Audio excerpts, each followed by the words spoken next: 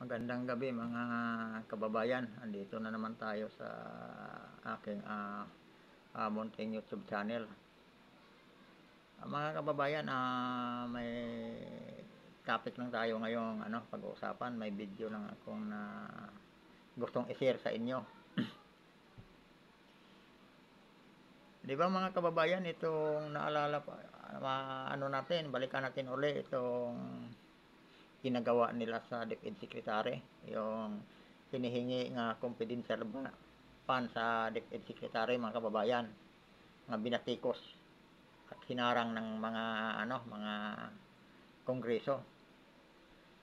Pero itong mga kababayan, itong effort nila, itong pag talaga na sa PI, yung Taking People's Initiative, mga kababayan, ito ngayon, nagkabistuhan na itong 26.7 billion nga akap, mga kaibigan.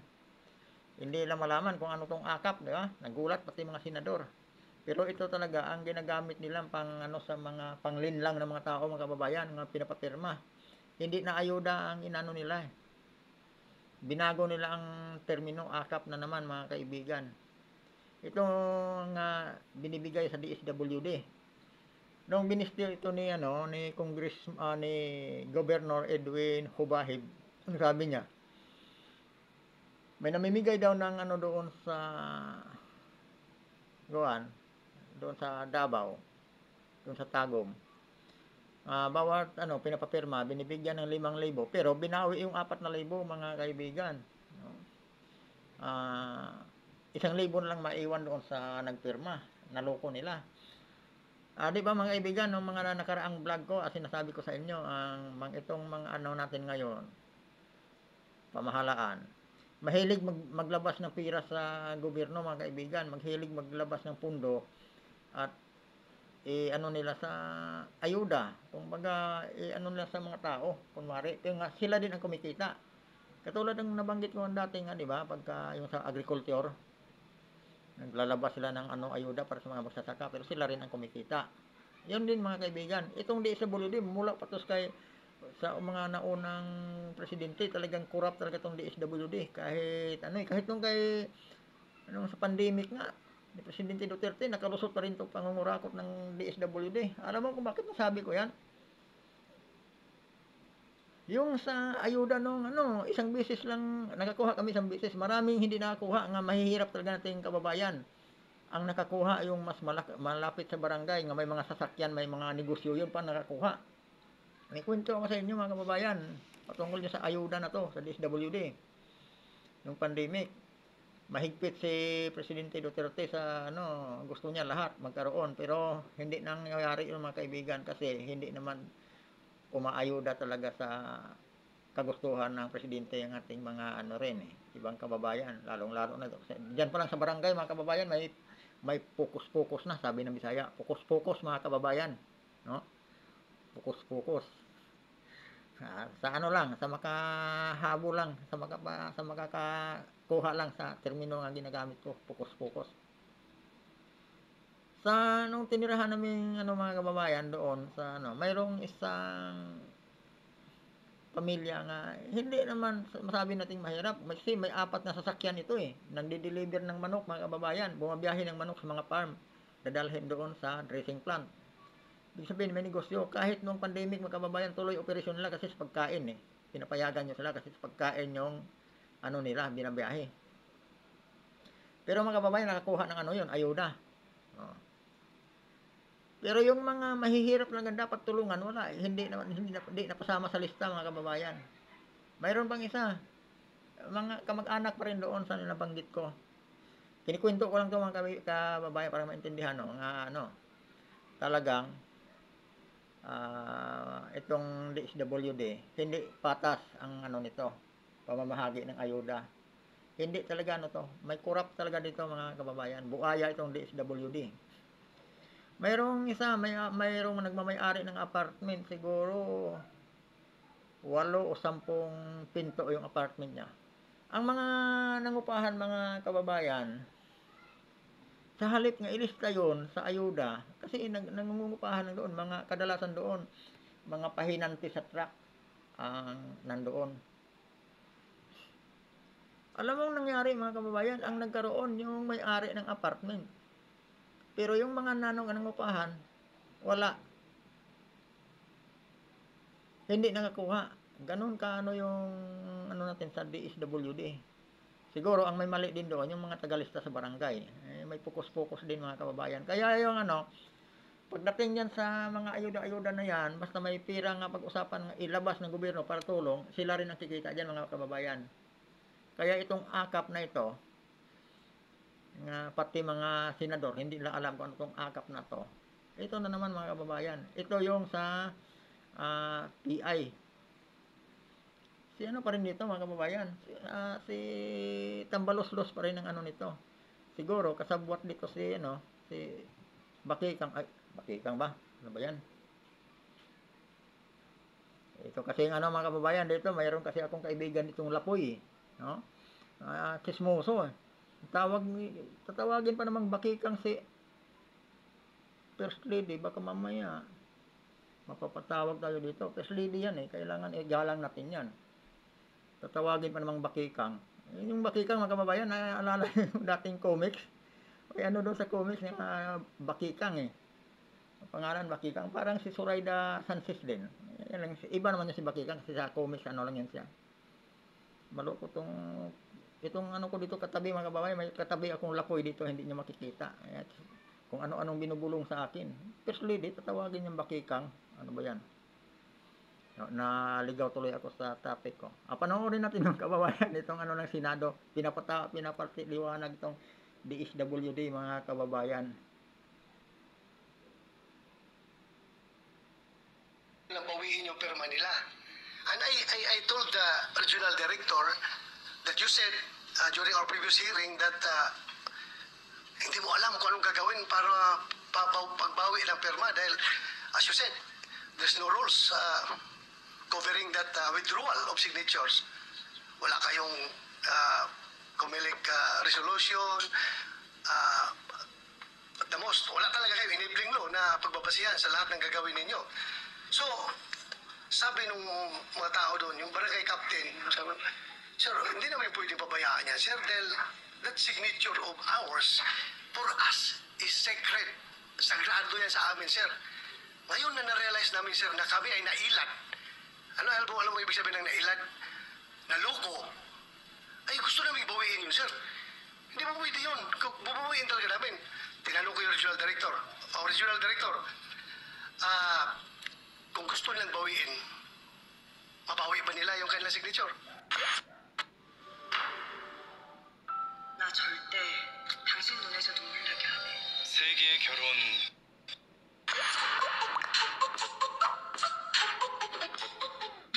Sabi ng regional director Tambuang, sir, in the absence of any rules, policies, I don't know how to do that. Sabi niya,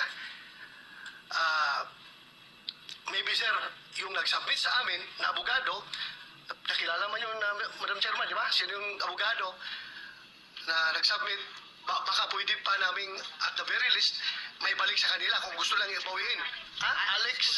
Attorney Alex Cunanan. So, I told the barangay captain at saka yung mga tao, nandun, kilalaman nyo yung abogado na yun. Puntahan nyo. Sabi ng mga tao, sir, pressure rin namin yung abogado na yan. Hanapin namin yan para makuha. Now, the next question is, halimbawa, yung mga election officers doon, no, na nagbigay ng certification, na nag-receive sa mga signatures, maawa sila sa mga tao. Kasi kababayan nila eh. Alam nila, ayaw nila yung kababayan lang na maisahan, ayaw nila yung kababayan lang na maluko. Sabi na election commissioners, masakit sa kalooban namin, sir, na yung kababayan namin naluko sa perma. Kaya baka bibigay sila, ibigay lang balik yung signature. Kung kukunin nila, sagrado yan. Kanila yan. Kahit dito sa banda sa amin mga kababayan, may naloko din dito. Pa-reserve dyan sa ano na yan. Ayuda daw, tag 8,000 daw sabi nila eh. Nakapirma na mga kababayan, pero parang wala pa naman yata nakatanggap ng ayuda na yun. Yun pa rin mga kababayan, yun din ang style ng DSWD. Ang DSWD, ginagamit lang din ng mga ng mga taga yung mga alipores ni Bakikang, hindi pala ni tambalos-los mga kababayan. Kasi sila talagang may effort, nag-effort diyan ng ano eh, yung sa political initiative na yan eh. Ang laking budget mga kababayan, 26.7 billion, no?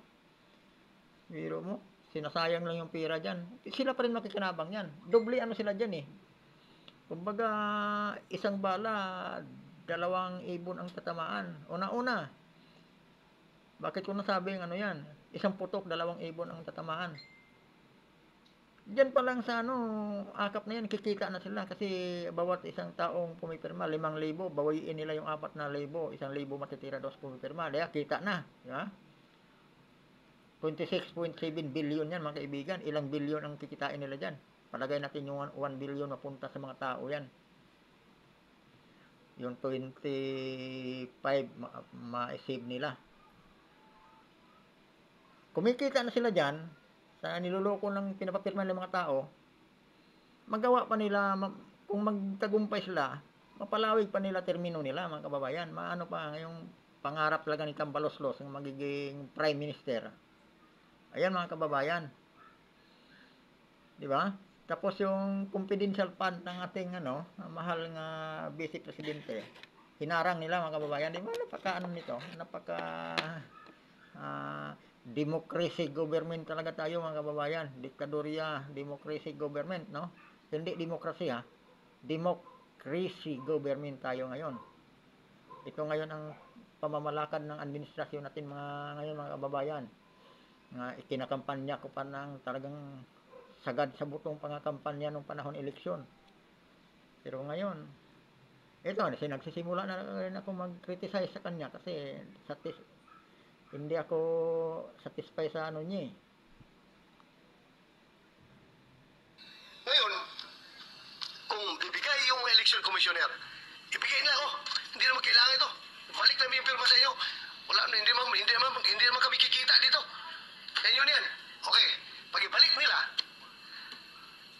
are they, those election officers, liable criminally or at the very least administratively as far as your office is concerned? Kung gagawin nila yan? Madam Chair, Your Honors, in the absence of the rules, in the meantime, wala naman pong criminal liability. Baka lang po administrative kasi po accountability namin. Parang isang nagpa-receive ng sulat.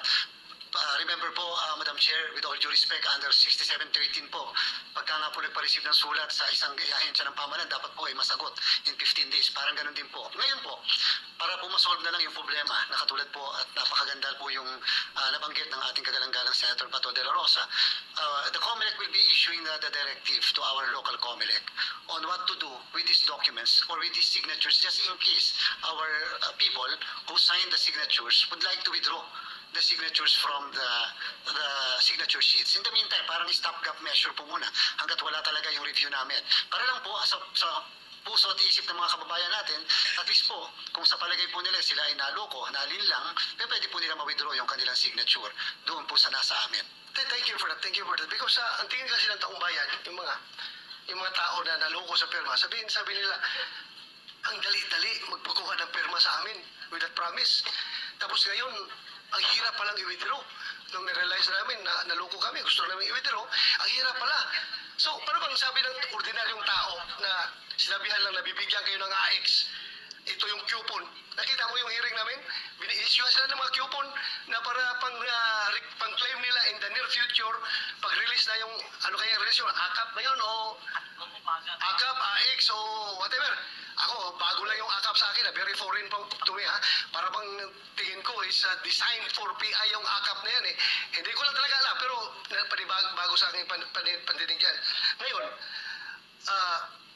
sabi kasi na ordinaryong tao, ano ba itong gobyerno na ito? Porque ordinaryong tao lang kami, pahirapan kami, karapatan na nga namin yan ang nababayulit. Gusto nga na karapatan namin yung bawiin yung aming perma, hindi pa ibalik sa amin. So that's very, very injustice on the part of the ordinaryong tao.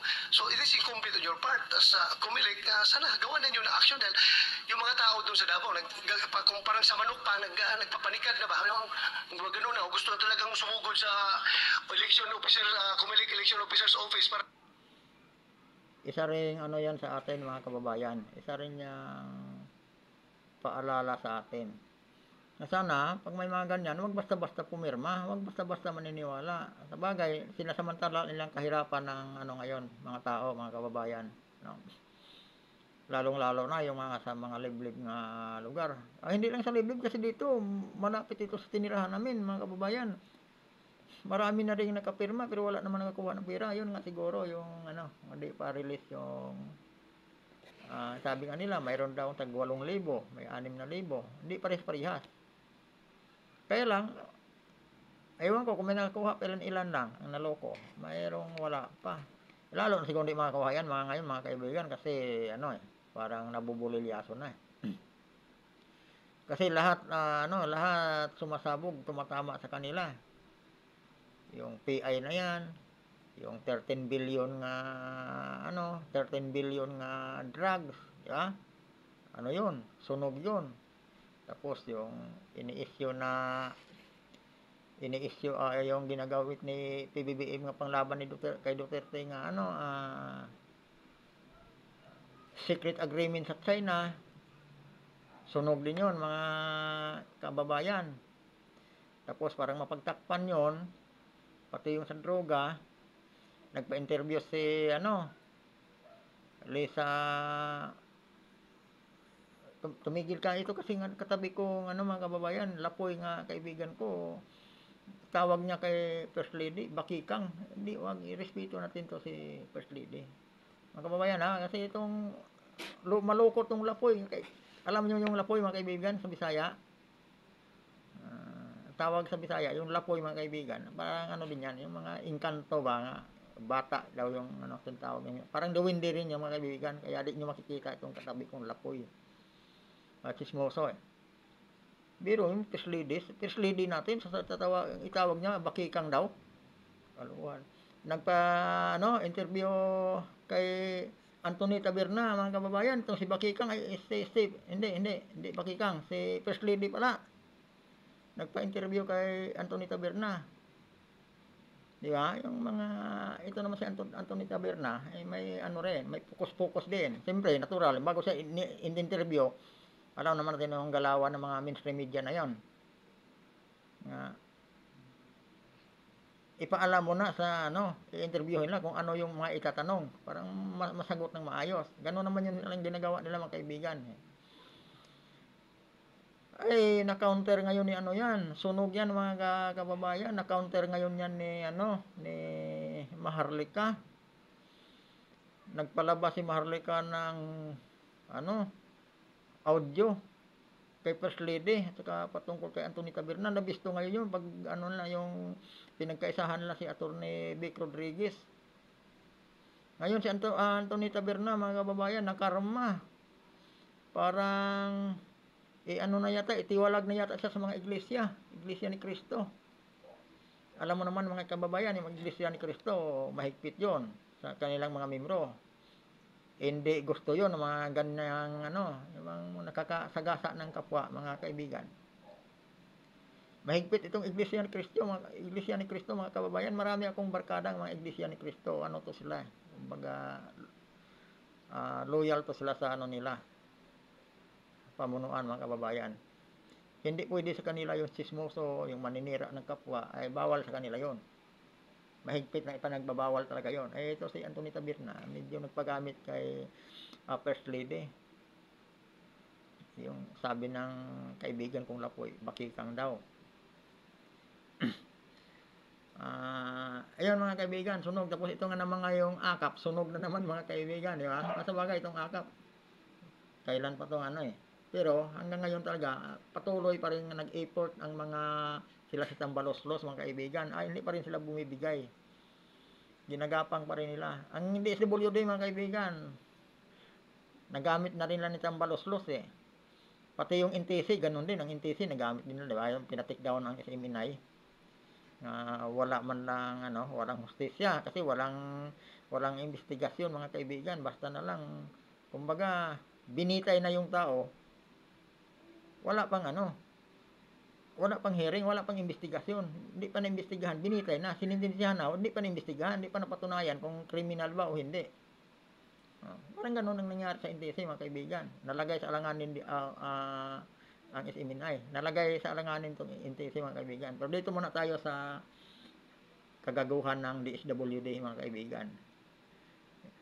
Medyo medyo interesting itong ano na to sa DSWD. Please, para kunin yung kailang perma.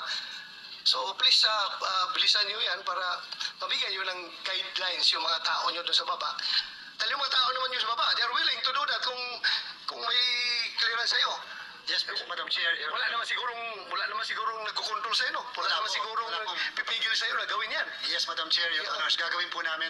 And again, sa mga nanonood po sa kasalukuyan, gusto lang po namin i-guarantee lahat po ng mga signature sheets na yan, kasama yung mga signatures at this point ay walang kwenta. Mere scrap of papers. Kasi wala pa naman pong visa o kadahilanan kung bakit at paano nila gagamitin yan. Sa'yo, walang kwenta. Pero sa nag-initiate na malaki na ang ginastos, malaki na ang kapital ang nasunog, ay sabi mo nga, there's no deadline, expiry. There's no expiration date. So pag nakalimutan na yung issue about PI, pwede ka namang gabangin ng mga nag-initiate yan. Tuloy natin yan dahil kumpleto na. We have already, sobra-sobra nga ang nag-claim na nakuha nila eh. Yung ibang distrito, hindi lang 3%. Yung iba, 20% na nakuha nila. So talagang malaki na investment nila dyan. Pwede nilang i-revive yung effort na yan pagtatahimik na naman ito issue na ito. Kaya dapat may balik sa kanila yung perma na yan. Sagrado yan na Commissioner, hindi ako bugado ha, pero ordinaryong tao lang ko. Pero sa akin, pag ako ipipirma, paninindigan ko yan. Pwede mo akong maikulong dyan kung pumirma ako at pwede akong mamatay dyan sa perma na yan. Diba? Sa atin, sa ordinaryong tao. Kaya yung tao na yun, tulungan rin natin na ma-preserve yung kailang dignity. They want to get back their dignity na hindi sila maluko sa ginaganon. O ito, merong card dito. Perma kayo, bigyan kayo ng card. Later on, that card can be claimed for cash ayuda from the government. Yun ang sabi sa kanila. So, please, Commissioner, gawin niyo po. Thank you. Yes, Madam Chair, Your Honors. Thank you, Maraming Madam Chair. salamat po. We will do that immediately. Madam Chair. Yes, maraming salamat at gusto ko lang humirit. Nagulat din ako sa akap at mas lalo akong nagulat sa halaga. 26.7 billion. Isang programa na ngayon ko lang natuklasan at ngayon lang narinig. Pero may bilin dito sa text, all soft projects including akap must go through the office of the speaker. Akap, AX, tupad, MAIP for the PI and other efforts. Pero mo mga kababayan, yan ang masaklap nga pangyayari, no? Yung mga walang kabuluhan nga pinaglalaanan ng budget, yan ang pinapalusot nila, yung mga kaanuhan lang nila. Yung mga sariling interest lang nila. Pero yung kailangan ng DepEd nga budget para sana matulungan yung maprotektahan yung ating mga kabataan nga may layo sa mga nagre-recruit parang magiging NPA. Hinarang yun mga kaibigan kasi may protector nga yung mga legal front nga yung NPA andyan sa Senado, sa Kongreso. Sa Senado mayroon din eh. May ano rin eh. Kasi ang una talagang tumulig sa dyan yung senadora eh. Kaya kung itong nangyayari sa atin ngayon mga kaibigan na magkakabit-kabit eh. Yung pag-take down sa SMNI. Pag-take down sa SMNI, yun, pakana din yun sa mga makakaliwang grupo. Nadiktahan yung Kongreso, sumang-ay yung Kongreso. Kasi may mga kaanib sila nga andyan din sa Kongreso. Kaya, yun ang mga kaibigan medyo masaklap nga kaganapan sa ating gobyerno. Kasi, nakakapasok talaga yung kalaban ng Estado, nakakapasok sa ng gobyerno. At marami silang mga galamay nga andyan mismo nakapasok na sa gobyerno. Yun ang biktima diyan, yung mga inosenteng sibilyan, mga inosenteng kabataan na ginagamit nila. Ngayon, may pilit ng nilalabanan yan, mayroon tayong matitinong mga politiko nga lumalaban diyan. Yan naman ngayon ang pinagkakaisahan ng mga mga kurap na mga government official katulad ni Tambaloslos. Meron man yan 26.7 billion, kalaking pira niyan mga kaibigan. Samantalang maraming Pilipinong halos wala na kinakain. Tapos ang pira ng bayan, kung saan-saan lang ginagamit. Patuloy tayo mga kaibigan.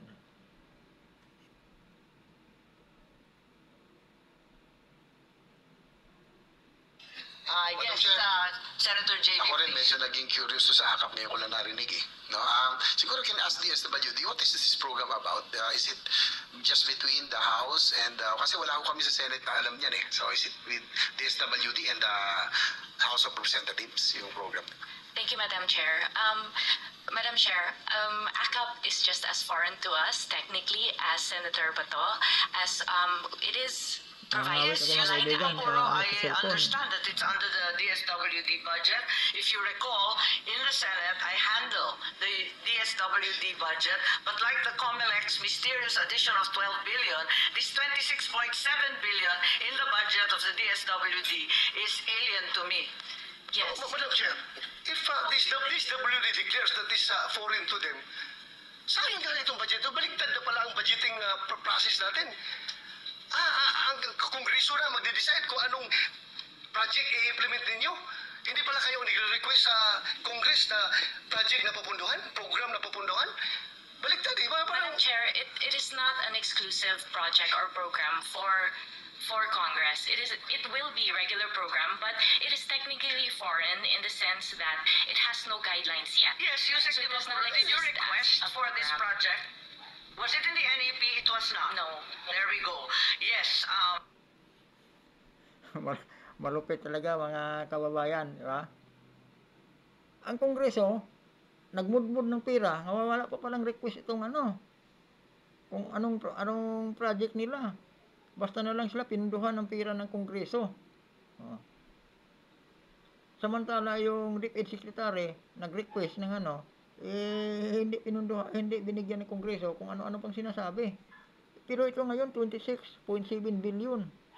Andyan agad sa nga wala pang program. Parang lang din mga kaibigan, no? Para yung sinisingit ng budget ni Tambaloslos, na ilang bilyon 'yon, na hindi pa alam kung saan gagamitin.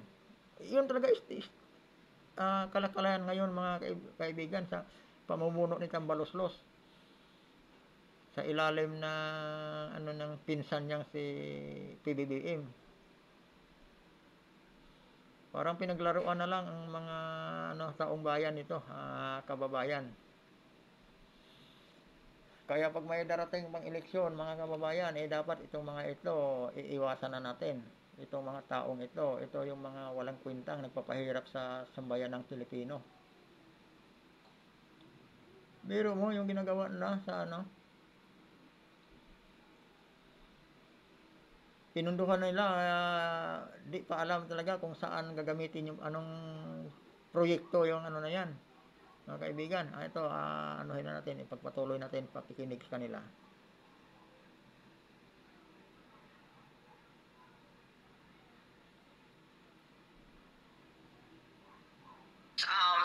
do we allot sums of money, enormous sums of money such as this, almost 27 billion, for a project or a program that is undefined, unnamed, unfamiliar, with no guidelines whatsoever, with no target beneficiaries, and it's just left open? Is this the usual practice in the DSWD? Not necessarily a usual practice Not in the necessarily. So sometimes DSWD has these magical projects that no one has ever heard of before? We don't create magical projects, Madam Chair. These are But part when of is the it GAA. necessary? You said not necessarily. So there are times when it is necessary to invent projects? There are times when there are necessary projects to Yes, you have QRF and you have all kinds of emergency. Sunog ngayon ang mga mandarambong, mga kababayan. Sunog ngayon itong ng DSWD. Siyempre, pati yung nagpundo sa kanila. Mabibisto na rin. Unti-unti na rin nabibisto yung mga ginagawa nila, mga kababayan. Isa lang ang talaga niyan. Isa lang talaga ang tanging nila diyan. Dahil sa takot nila sa mga Duterte. Kaya gumagawa sila kung ano-anong ginagawa nila para talagang mabuwal ang mga... Yun lang talaga objectives nila diyan, mga kababayan. Ang mga Duterte nga hindi na makagalaw, hindi na mawalaan ng puwersa ang mga Duterte. Kasi nung sinisira na mga kababayan, nanindigan ang mga taong bayan, hindi sila umubra, di ba? Kahit nabusalanan nila ang mga mainstream media, pero ang mga vlogger, mga kababayan sa social media, hindi nila mabubusalan, hindi nila matatakot.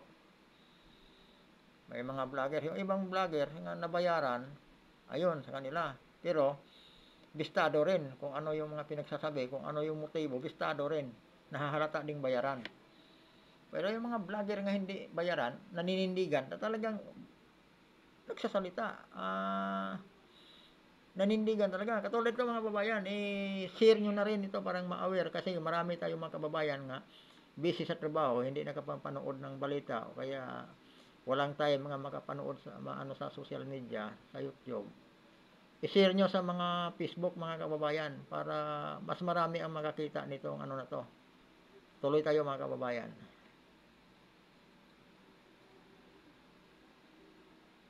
Emergency assistance, I'm very familiar. Why do you have to invent AKAP? ACOP is not invented. But you just said that guidelines and the purposes had not been established. Yes, guidelines have to go through proper policy procedures. So Pero it's not nilagyan na ng invented pera, out of the walang air. nakakaintindi kung paano gagawin, kung kanino ibibigay. Walang kaplano-plano pero may pera na. Madam Chair, there are programs that are provided by the CAA for NGAs to implement. But before we Yes, do with all implement, due we have respect, to... Yusek, that is not the usual budget process we're familiar with. There's always a very well-defined project or program before a line item magically appears in the GAA. It's fought over, debated, and discussed very, very thoroughly in the subcommittees as well as the plenary. This wasn't. Madam Chair, we are currently creating the guidelines and we would be happy to share with... Parang baliktad naman yata yung buhay natin. Ngayon mag-iimbento ng dahilan, magdi-design ng project, pupunteriya yung mga beneficiary. Pero in the meantime, linagyan muna ng bilyon-bilyon. Yan na ba talaga ang patakaran ng DSWD? Madam Chair, for program... Diyan mga kababayan, pinatunayan lang talaga nitong DSWD ang kakurapan nila, no?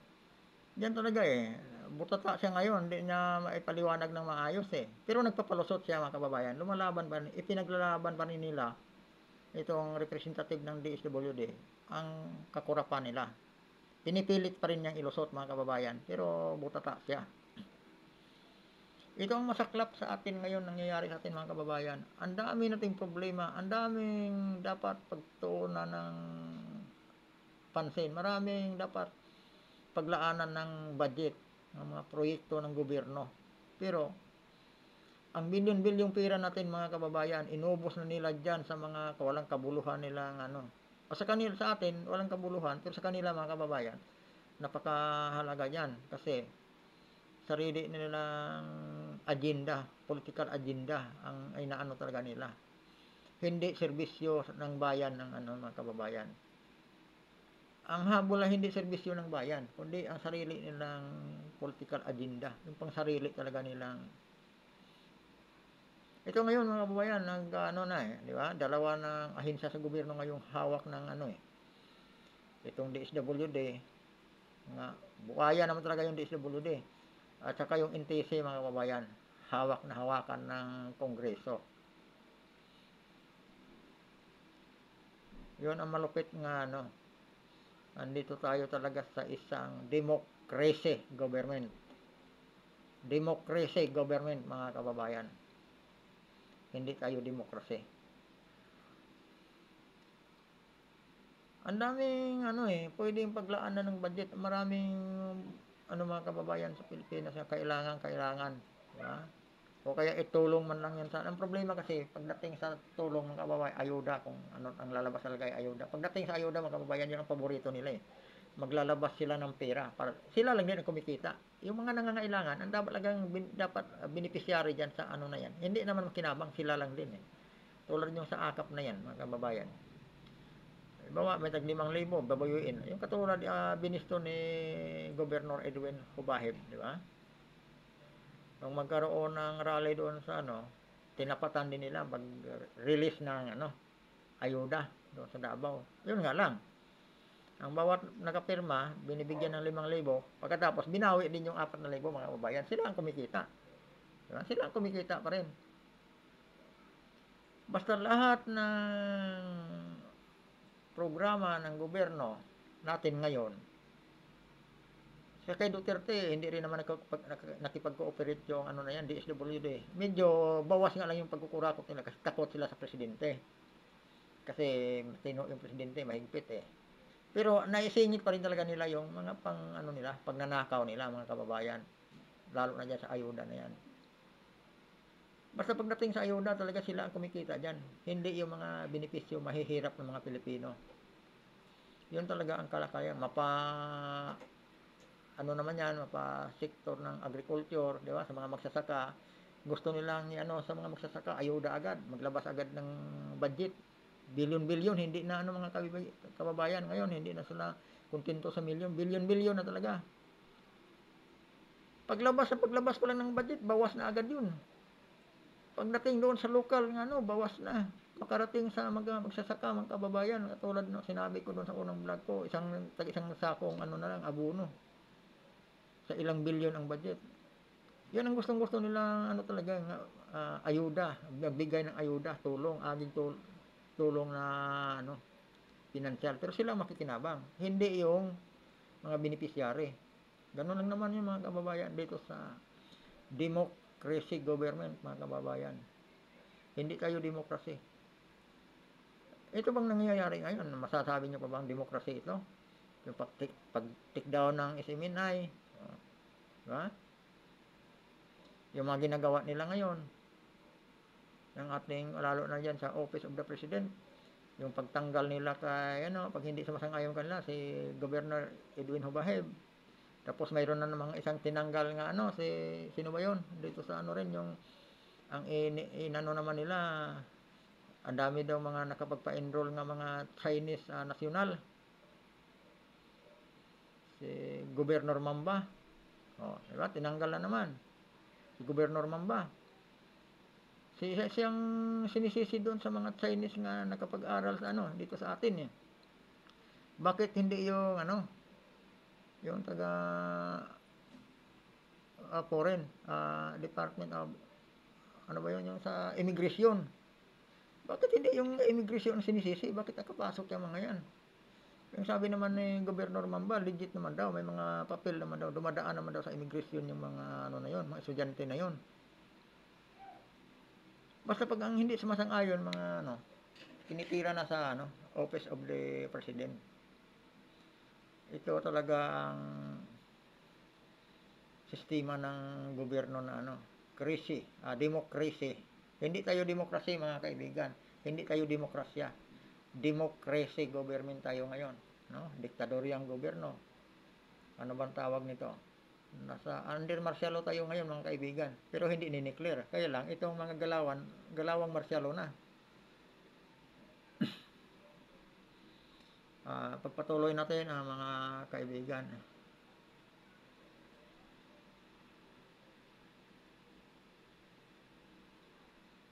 Programs that are intended for the poor, vulnerable, and disadvantaged, we welcome, obviously, more programs, and we would be grateful to be able to implement these other programs. I'm familiar with your mandate, but nothing in your mandate indicates that you should be inventing projects and that you are exempt from usual budgetary study and procedure. I'm sorry. Madam Chair, kaya siguro nagkaganon dahil hindi talaga sa kanila yung programa na yan. Nagawa lang sila ngayon. Oo, hindi talaga sa kanila. With due respect lang, in fairness to Yusek Livaporo, bago nga yan sa kanya, sabi nga niya, foreign hindi niya alam. So, huwag ka mag-alala, we are not faulting you for that. Kaya we are just investigating dahil the usual mangyari is meron ng bahay, yung pondo, like AX. Kung sisingit mo yung Yan, tama yan, mga kababayan. Tama yung sinabi ni General Bato de la Rosa. Hindi nga sila ang niyang programa na yan. Kumbaga, inilagay lang sa kanila, pantalya lang sila niyan. Pero ang totoo, sa yan? Sa Congress yan. Kay yan, kay Tambaloslos. Kumbaga, inilatag lang dyan sa kanila, pantalya lang sila, kunwari sa kanila. Kaya hindi nga mapaliwanag ng husto dyan sa, ng DSWD. Itong si DSWD, nagsisip-sip na lang din. Lahat sila, NTC nga, na ano rin ng Congress ngayon eh. Diba? Tapos hindi lang sila, ay yung mga mainstream media, hawak na rin ngayon ng oh, hawak na rin ngayon ng natin, administrasyon. Kaya nagkapagtataka, wala nang nagrarally, kumbaga, wala nang kumukontra sa natin ngayon, dito sa ating gobyerno ngayon. Maliban lang sa mga ilang vlogger nga nanindigan para sa bayan. Pero yung iba, pinapatik daw na rin.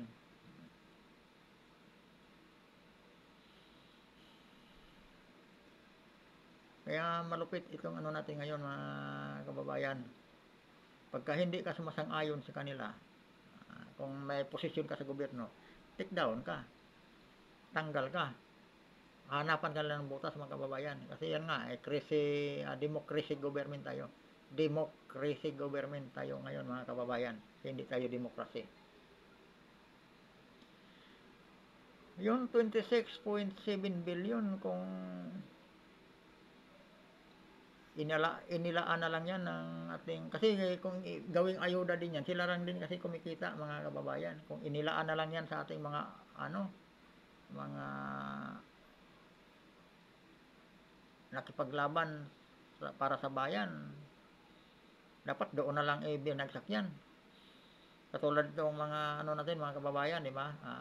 Yung mga kapgo natin, mga kababayan, nga gusto kong gawing content dito sa vlog ko, yung kapgo, kasi magkaano lang sahod ng mga kapgo, mga kababayan.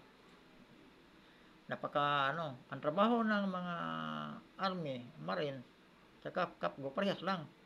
Mga kapgo, nag-operasyon din sa mga kabundukan. Rin sila sa mga detachment, at pagbakbakan din sila sa mga NPA o sa mga Muslim rebels. Maraming sa kanila nagbuhay ng buhay, pero ang sahod lang magkano lang. Mabuti nung naupo si Presidente Duterte, dinagdagan sila ng tag 2,000, kaya nagiging 7,000, mga kaibigan, ang sweldo ng mga kaawa-awang kapgo na nakipagbakbakan para sa inang bayan. Pero yan, ang mga sahod niyan, mga kaibigan, parang hindi makatuwiran eh. No? Kawawa yung mga pamilyado din yung mga yan. Dapat yung 26.7 billion, doon na lang yan, dinagdag na lang yan, pasahod ng mga kapgo. Kaysa ilagay dyan sa sinasabi lang akap, ayuda-ayuda na yan, nga sila lang din ang kumikita. Mga walang hiya talaga, mga kababayan. Itong ni Martin Romualdez, talagang nakapagpatayo nga mga kababayan si Romualdez ng airport sa Tacloban. Romualdez Airport pala yung nasa Tacloban, mga kababayan. Samantalang, aywan ko kung pera nila yung ginagamit dyan. Samantalang pamumuno ni Duterte, lahat ng project, wala kayong makikita ng pangalan ni Duterte. Wala makikita ng mukha ni Duterte. Ayaw niya kasi, katuwiran niya, hindi naman daw sa kanyang pera yun. Pera ng mga tao yun. Bakit naman daw niya aangkinin? Pera daw yun ng mga tao. Kumbaga, siya lang ang diyan, maitayo yan, pero hindi daw yan sa kanya. Mas matindi pa nga itong successor ni Duterte nga si PBBM, di ba? Kasi yung Farm to Market Road, inaangkin na ni PBBM. Sunog din siya dyan, kasi masyadong masyadong mabilis ang computation niya. Tuloy tayo, mga kababayan, dito sa tama yung sinabi ni Senador Bato de la Rosa. Hindi talaga sa kanilang programa to, hindi sa kanilang project to. Ipinasok lang diyan sa DSWD.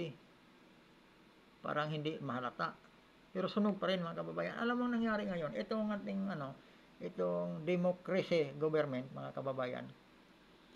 Wala silang lusot kasi mga tao, ang taong bayan nagbantay sa kanila eh. Ang dapat lang gawin nila parang makuha ang tiwala ng tao, magiging transparent sila. Lahat ng mga wala, di ko sila mangloko. Habang nangloloko sila, lahat din nakakalusot. Tingnan mo yung 13 billion drug. Diba? Sunog. Parang ano hindi sila lumusot. Lahat, wala, hindi sila nagkakalusot. Kasi ano na, wise na mga tao ngayon mga kababayan.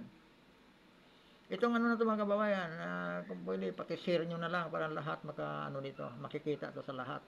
Kasi baka mayroong busy nga sa trabaho at hindi makapagpanood ng kasi ito mga kababayan, hindi naman ito ipapakita sa mainstream media Pagka ganito hindi ito ipapakita sa mainstream media, tatago nila to. Kaya isi-share natin mga kababayan, sinishare ko to sa inyo, isi-share na rin natin para talaga, maraming tayo mga kababayan makapanood nito sa ginagawa ng ating bulastog na ang tawag diyan, si Tambaloslos. Meron mang intervention dyan during the BICAM, ang lower house at saka upper house, the most that they can do is siguro dagdagan yung amount ng AX na yan. Pero may bahay na yan. Pero yung gagawa ng bagong bahay dyan, during the BICAM, I don't know how feasible is that. Kaya nga sabi ng aming chairman, it's very magical. Kayo mismo, DSWD, hindi nyo alam na, uy, boom, may teka. akap pala na ganito kalaki. Kapag may nabasa lang ako bigla, naalala ko lang bigla, sabi ni Yusek, di ba Poro, hindi kita inaaway huwag mo ipagtanggol yung akap pag hindi mo alam, kasi lahat kami hindi alam. Kahit sinasabi ng DSWD, wala silang alam tungkol sa guidelines, foreign itong project, at linagay lang dyan, nasa press release na yung AKAP will provide 5,000 cash payment to 12 million poor households. Are you aware of that?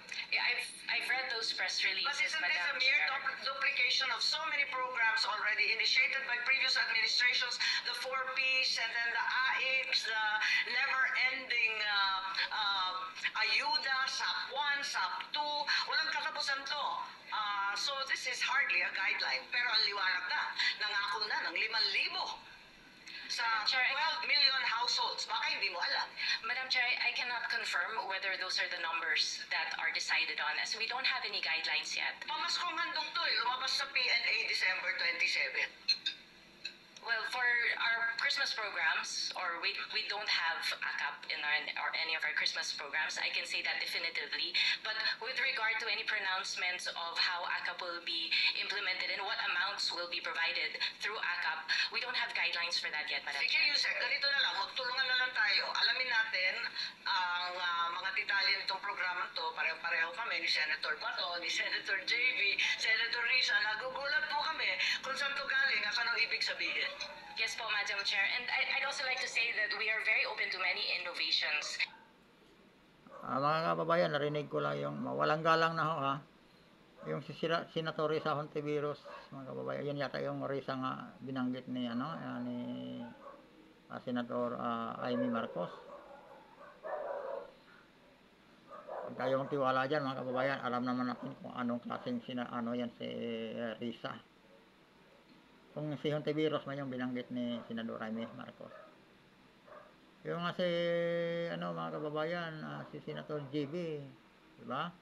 Yung pumirma na yan sa ni Robin Padilla patungkol kay Pastor Puro Tibuloy, pero binawi din. Kumbaga, parang na riyan, nakikiayo na rin yan mga kababayan sa natin, sa ng administrasyon. Ayun, papalapit ng eleksyon mga kababayan, tandaan na natin yung mga politiko nga hindi na dapat makabalik sa pwesto. Sa ngayon pa lang mga kababayan, kailangan magmatyag na tayo. Huwag na tayo magpauto sa mga yan. Tuloy lang mga kababayan. Curious lang ako doon sa kasama pala dito si Senadora Risa. Walang kwenta yan mga yan mga kababayan. Walang galang na po sa inyong lahat, pero yung si Risa yan, pag narinig ko pangalan yan, parang wala nang respeto dyan dahil sa ginawaan niya And new programs in DSWD. And it is not a new thing where we create something new. Madam Chair, just to add. I'm not gonna fight with you over that, but that's completely inaccurate and untrue. Okay, Senator Bato, please. Pagkuha ko lang kay Yusek na wala problema ito sa amin. Huwag ka mag-alala. Ang amin lang talaga is nagulat lang kami sa Senado. AKAP. Hindi namin nakita yan sa kahit na ilang araw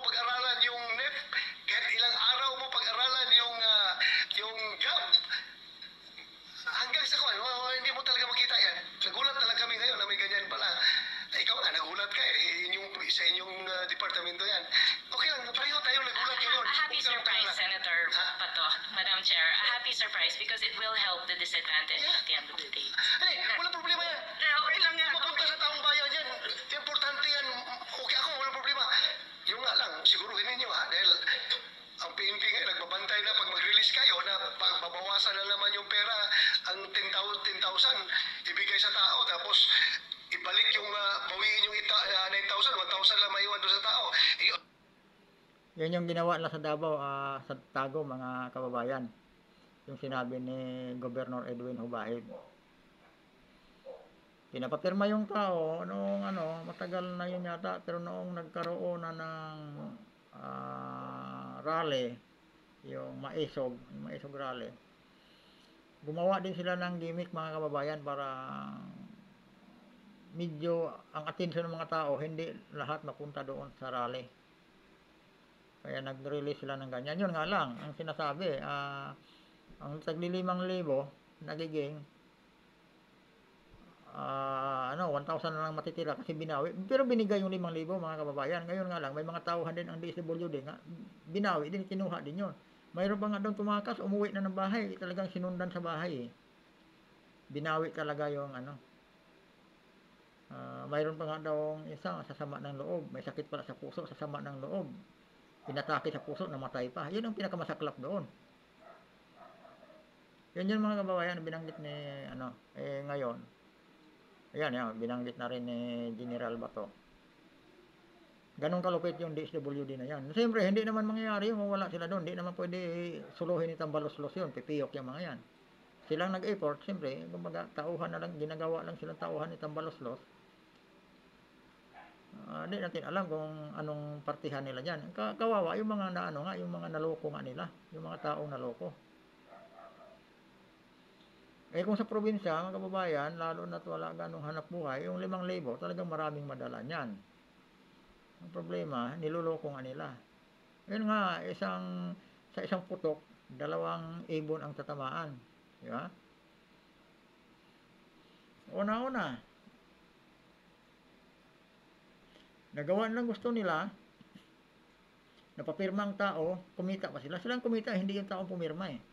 Di ba? Kasi binabawi na 4,000, 1,000 na lang siya nagpirma.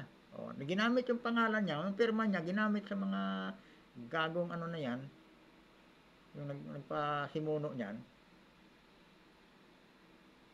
Nagamit na nila yung pirma ng tao, napakinabangan nila, napirahan pa nila.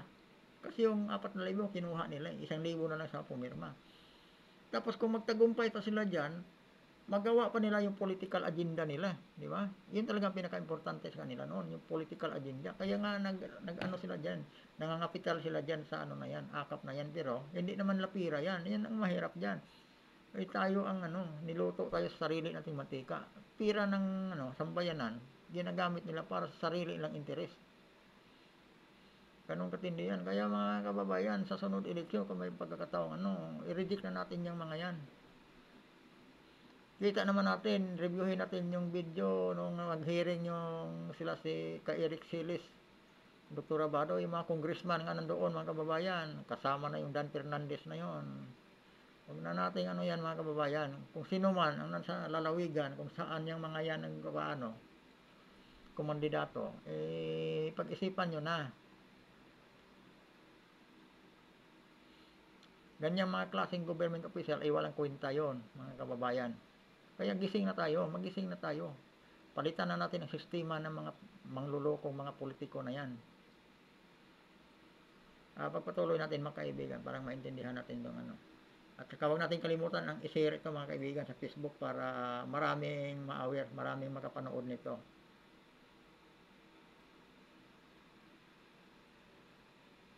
You heard that during our hearings, Yes, di ba? Madam Chair, we are happy for the support of PNP to help us in those payment areas. Off-site payment areas po siya. Thank you. Madam Chair, dagdagan ko na lang. Okay, Dagdagan mo na lang yung- Senator JV. yung pagka-surprise Hindi tayo natin. ang mahal ko yung pamilya mo. Ang course. problema, huwag mo ipagtatanggol yung hindi mo kaya ipagtanggol. Ayan, Madam Senator Chair, JV. dagdagan ko na lang siguro yung surprise na ito. according to infos, our appropriations chair of House, Saldico, said that 60 billion for the ACA program under the 2024 budget with 26.7 already lodged under DSWD. So 60 billion pa lang allocated dyan. So 26 billion pa lang nasa DSWD. Yeah!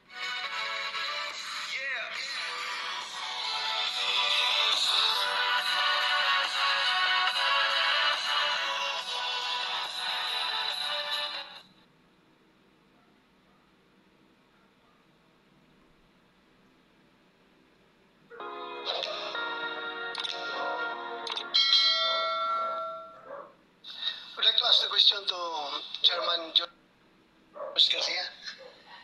Chairman, during our last hearing in Davao City, galit na galit yung mga tao na nakapirma. Gustong-gusto lang bawiin yung pirma nila. And Ayun mga kaibigan, natapos na pala yung ano nila sa DSWD tungkol sa AKAP. Di ba mga kababayan, isang malaking ano talaga itong ginagawa ng ano ni Tambaloslos. Si Tambaloslos naman ang may ano dyan sa PI na yan mga kababayan. Kung saan saan na nila dinadala yung ano ng pira ng bayan para lamang sa sarili nilang agenda, political agenda.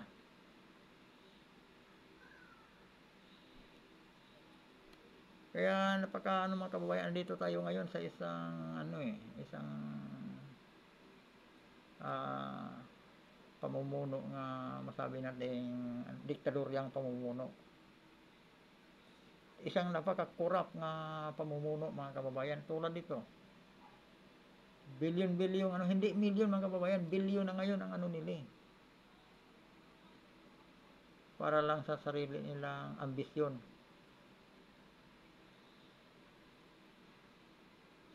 Kasi nahihirapan silang buwalin ang mga Duterte. Lahat ng paraan ginagawa na nila. Kaya isisingit pa rin nila yung pinipilit nilang isingit yung magiging ano si Tambaloslos, magiging Prime Minister.